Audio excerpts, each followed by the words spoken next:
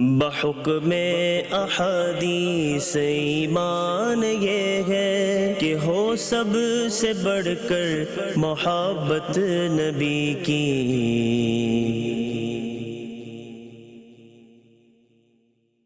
الحمدللہ رب العالمین والصلاة والسلام علی خاتم النبیین، اما بعد فاعوذ باللہ من الشیطان الرجیم، بسم اللہ الرحمن الرحیم۔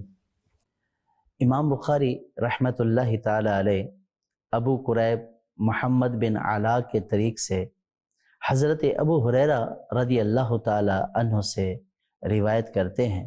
حضرت ابو ہریرہ رضی اللہ تعالی عنہ فرماتے ہیں، قال رسول اللہ صلی اللہ علیہ وسلم، حضور صلی اللہ تعالی علیہ وسلم نے ارشاد فرمایا، ایھا الناس، اے لوگو، ان اللہ طیب، اللہ پاک ہے اور پاک ہی قبول فرماتا ہے۔ وَإِنَّ اللَّهَ أَمَرَ الْمُؤْمِنِينَ، اور اللہ پاک نے مومنین کو وہی حکم فرمایا کہ جس چیز کا اللہ پاک نے مرسلین علیہ السلام کو حکم فرمایا۔ اور وہ حکم کیا تھا؟ چنانچہ سرکار نے ارشاد فرمایا، فقال، اللہ پاک نے ارشاد فرمایا کہ اے رسولو، تم پاکیزہ چیزوں میں سے کھاؤ اور اچھے اعمال کرو، اور تم جو کچھ کرتے ہو میں اس کو جاننے والا ہوں۔ وقال، اور اللہ پاک نے ایمان والوں سے ارشاد فرمایا کہ اے ایمان والو، پاکیزہ چیزوں میں سے کھاؤ جو پاکیزہ چیزیں ہم نے تمہیں عطا کی۔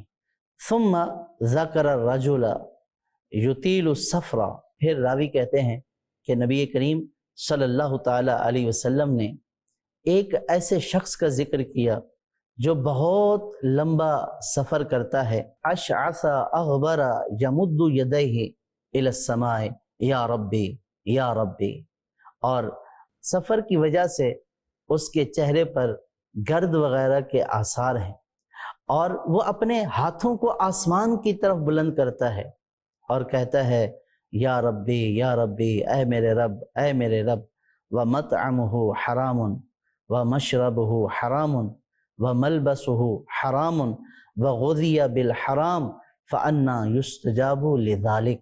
نبی کریم صلی اللہ تعالی علیہ وسلم نے ارشاد فرمایا کہ اس کا کھانا حرام ہے، اس کا پینا حرام ہے، اس کا پہننا حرام ہے، اور حرام سے غذا دیا گیا ہے، تو اس کی دعا کہاں سے قبول ہوگی؟ یہ حدیث پاک امام بخاری رحمۃ اللہ تعالی علیہ نے بخاری شریف میں نقل کی ہے، اور یہی حدیث پاک امام مسلم علیہ رحمہ نے مسلم شریف میں، اور امام ترمذی نے اپنی کتاب سنن ترمذی میں انہی الفاظ کے ساتھ یہ حدیث پاک روایت کی ہے۔ اس حدیث پاک کا خلاصہ یہ ہے کہ اس حدیث پاک میں فرمایا گیا، ان اللہ طیب، بے شک اللہ پاک ہے، یعنی اللہ پاک ہر عیب سے پاک ہے، ہر نقص سے پاک ہے۔ اللہ پاک کی ذات تمام خوبیوں اور کمالات سے متصف ہے۔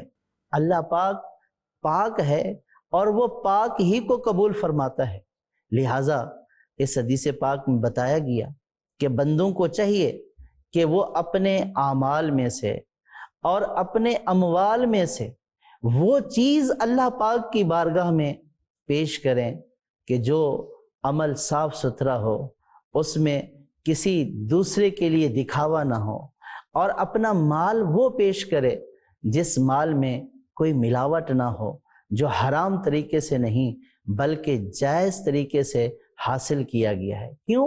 یہ اس لیے کہ بندے کو یہ سوچنا چاہیے کہ وہ عمل کس لیے کرتا ہے، وہ اللہ کی رضا کے لیے کرتا ہے، وہ مال کس لیے دیتا ہے، اللہ کی رضا کے لیے دیتا ہے۔ تو جب یہ اپنا عمل اور اپنا مال اللہ کی رضا کے لیے دے رہا ہے، تو اس وقت اس کو سوچنا چاہیے کہ جس کی بارگاہ میں یہ عمل یا یہ مال پیش کیا جا رہا ہے وہ بارگاہ پاک ہے، تو جو بارگاہ پاک ہے وہ پاک ہی کو قبول کرتی ہے، لہٰذا عمل کے اندر ریاکاری، عجب، دکھاوا، اس طرح کا کوئی عنصر نہیں ہونا چاہیے۔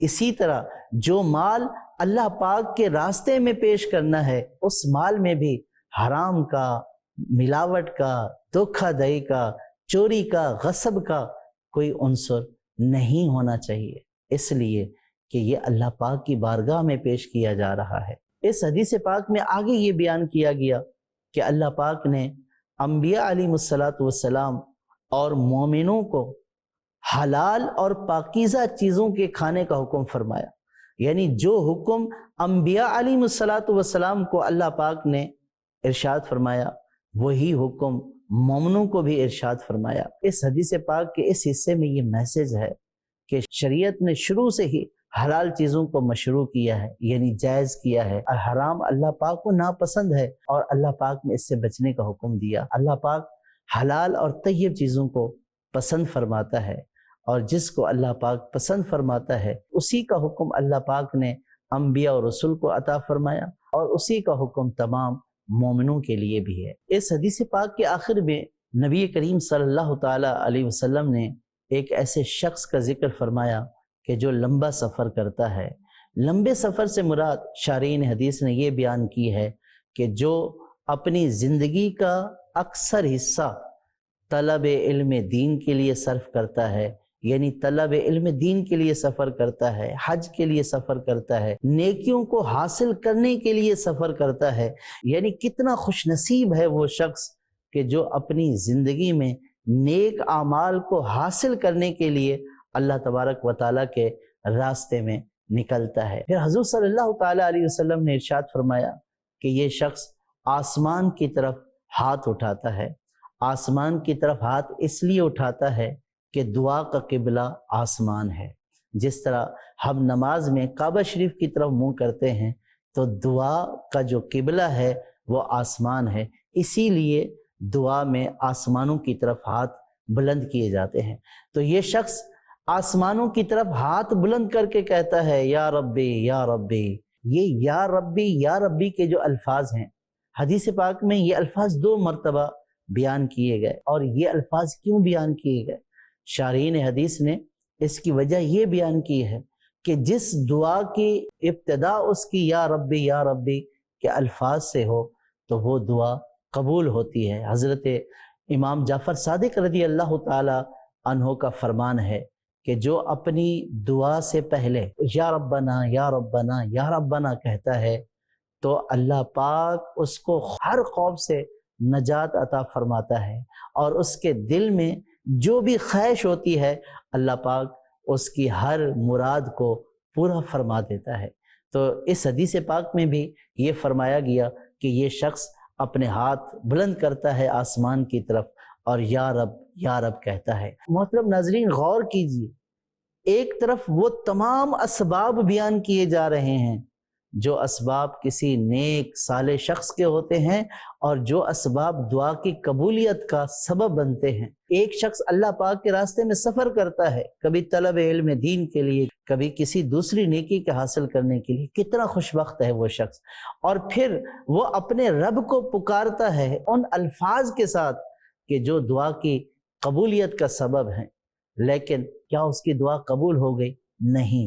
نبی کریم صلی اللہ تعالی علیہ وسلم نے ارشاد فرمایا کہ مطعمہ حرام، اس کی دعا کہاں سے قبول ہوگی؟ اس کا کھانا حرام ہے۔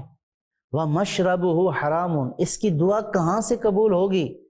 اس کا پینا حرام ہے۔ اور ملبسہ حرام، اور اس کا پہننا حرام ہے۔ وغذی بالحرام، اور حرام سے ہی اس نے پرورش پائی ہے۔ انا یستجاب لذالک، اب اس کی دعا کہاں سے قبول ہوگی؟ اللہ اکبر۔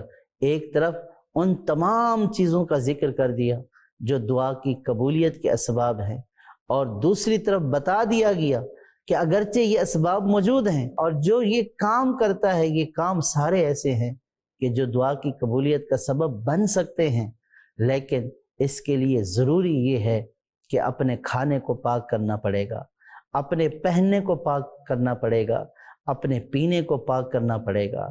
اگر کوئی نیک عمل کرتا ہے لیکن اس کے ساتھ ساتھ حرام سے نہیں بچتا ہے تو اس کی دعا قبول نہیں ہوتی ہے۔ مدنی چینل کے ناظرین، دعا کی قبولیت کے لیے حلال کھانا ضروری ہے۔ علماء فرماتے ہیں ان للدعاء جناحین اکل الحلال و صدق المقال، فرمایا کہ دعا کی قبولیت کے دو پر ہیں، اور وہ دو پر حلال کھانا ہے اور سچی بات بولنا ہے۔ اگر کوئی چاہتا ہے کہ اس کی دعا مستجاب ہو یعنی قبول ہو، تو اس کو چاہیے کہ وہ اپنے کھانے کو پاک کرے، اپنے بولنے کو پاک کرے، جب کھائے تو حلال کھائے، جب بولے تو سچ بولے۔ مدنی چینل کے ناظرین، اللہ پاک نے قرآن پاک میں طیب اور پاکیزہ چیزیں کھانے کا حکم ارشاد فرمایا، چنانچہ ارشاد فرمایا اے لوگو زمین میں سے وہ چیزیں کھاؤ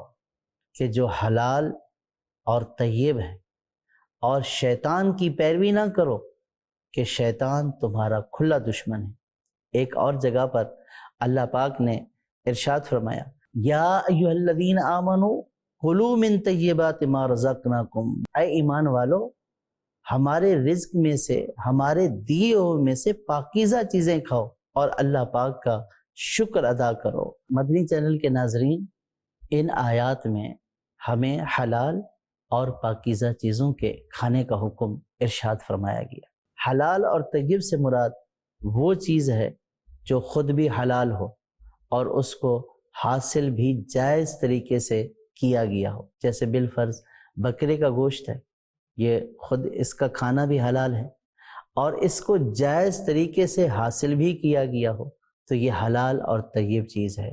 تو اللہ پاک نے ان چیزوں کو کھانے کا حکم ارشاد فرمایا کہ جن کو اللہ پاک نے حلال کیا ہے، اور ان کو ان طریقوں سے حاصل کیا گیا ہو کہ جو جائز طریقے ہیں۔ رزق حلال کھانے سے متعلق اور بے شمار احادیث پاک ہیں جن میں رزق حلال کھانے کی ترغیب دلائی گئی اور اس کے فضائل بیان کیے گئے۔ چنانچہ حضرت سعد بن ابی وقاص رضی اللہ تعالی عنہ سے روایت ہے کہ انہوں نے رسول اللہ صلی اللہ تعالی علیہ وسلم کی بارگاہ میں عرض کی یا رسول اللہ صلی اللہ تعالی علیہ وسلم، آپ میرے لیے دعا فرمائیے کہ اللہ تبارک و تعالی مجھے مستجاب الدعوات کر دے، یعنی میری دعا قبول ہو۔ حضور صلی اللہ تعالی علیہ وسلم نے ارشاد فرمایا اے سعد اپنی خوراک پاک کرو، مستجاب الدعوات بن جاؤ گے۔ اس ذات کی قسم جس کے دست قدرت میں محمد صلی اللہ تعالی علیہ وسلم کی جان ہے، آدمی اپنے پیٹ میں حرام کا لقمہ ڈالتا ہے تو 40 دن تک اس کا کوئی عمل قبول نہیں ہوتا، اور جس بندے کا گوشت سود اور حرام خوری سے اگا ہو اس کے لیے آگ زیادہ بہتر ہے۔ اللہ اکبر۔ اس حدیث پاک سے دو باتیں پتہ چلیں۔ اگر کوئی یہ چاہتا ہے کہ اس کی دعائیں قبول ہوں تو اس کو چاہیے کہ وہ اپنی خوراک کو صاف ستھرا کرے، پاکیزہ کرے، مراد یہ کہ حلال چیزیں کھائے۔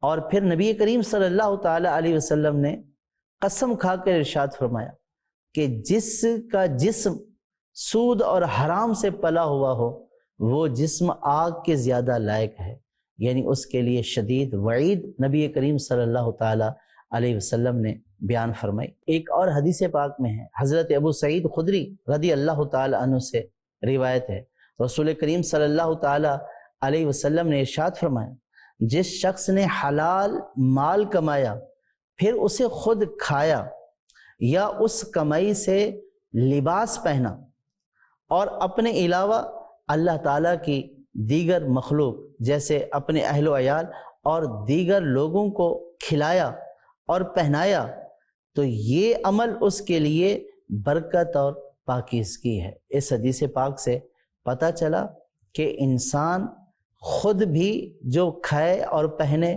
وہ پاکیزہ اور حلال ہونا چاہیے، اور اپنے مال سے اگر دوسرے لوگوں کو دیتا ہے تو وہ بھی پاکیزہ اور حلال ہونا چاہیے۔ حضرت عبداللہ بن عمر رضی اللہ تعالی عنہ سے روایت ہے، حضور اقدس صلی اللہ تعالی علیہ وسلم نے ارشاد فرمایا دنیا میٹھی اور سرسبز ہے، جس نے اس میں حلال طریقے سے کمایا اور اسے وہاں خرچ کیا جہاں خرچ کرنے کا حق تھا تو اللہ تعالیٰ اسے آخرت میں ثواب عطا فرمائے گا اور اسے اپنی جنت میں داخل فرمائے گا، اور جس نے دنیا میں حرام طریقے سے مال کمایا اور اسے ناحق جگہ خرچ کیا تو اسے اللہ تعالیٰ ذلت و حقارت کے گھر یعنی جہنم میں داخل کر دے گا۔ اور اللہ تعالیٰ اور اس کے رسول صلی اللہ تعالیٰ علیہ وسلم کے مال میں خیانت کرنے والے کئی لوگوں کے لیے